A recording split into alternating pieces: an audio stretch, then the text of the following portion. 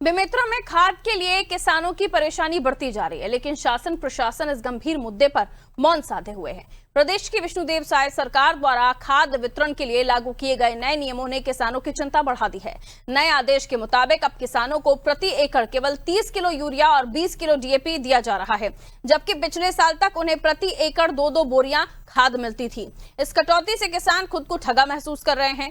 इतना ही नहीं, प्रशासन के नए निर्देश के अनुसार किसान अब एक ही बार खाद ले पाएंगे, चाहे वो समिति से हो या खुदरा दुकान से हो।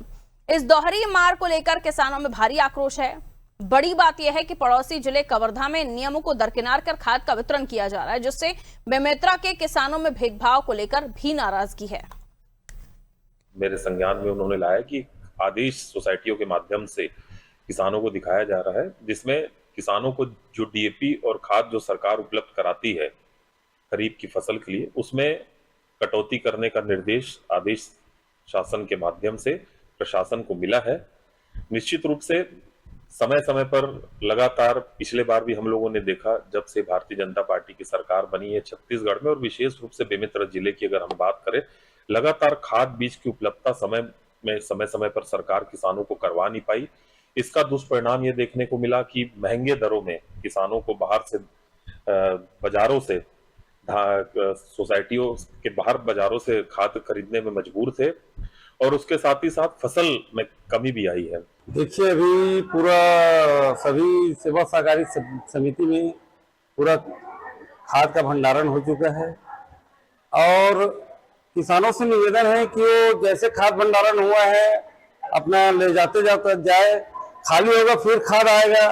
लगभग ऐसे 5 बार 7 बार होता है, तब वो किसानों को खाद मिल पाता है। तो खाद जब तक नहीं उठाएंगे किसान लोग, तब तक वो खाली नहीं होगा, फिर वापस भंडारण नहीं हो पाएगा। शासन स्तर पे ये खाद अभी जो सप्लाई नहीं हो रहा है, वो धीरे से सप्लाई तो होगा ही, लेकिन ये वैज्ञानिक जो सोच है, वैज्ञानिक की तरीका से उनके दृष्टि से फसल के कारण जो फसल को चाहिए एक संतुलित खाद के रूप में, उसके आधार पे इसको बनाया गया है। हम लोग जितना भी रासायनिक खाद डाल रहे हैं उसका दुष्परिणाम हमें मिल रहा है, उसे हमें धीरे धीरे उसे बचाना है और किसानों को जैविक की तरफ मोड़ने के लिए, जैविक खाद की तरफ वो अग्रसर लाने के लिए ये संतुलित खाद किसानों को डालना चाहिए।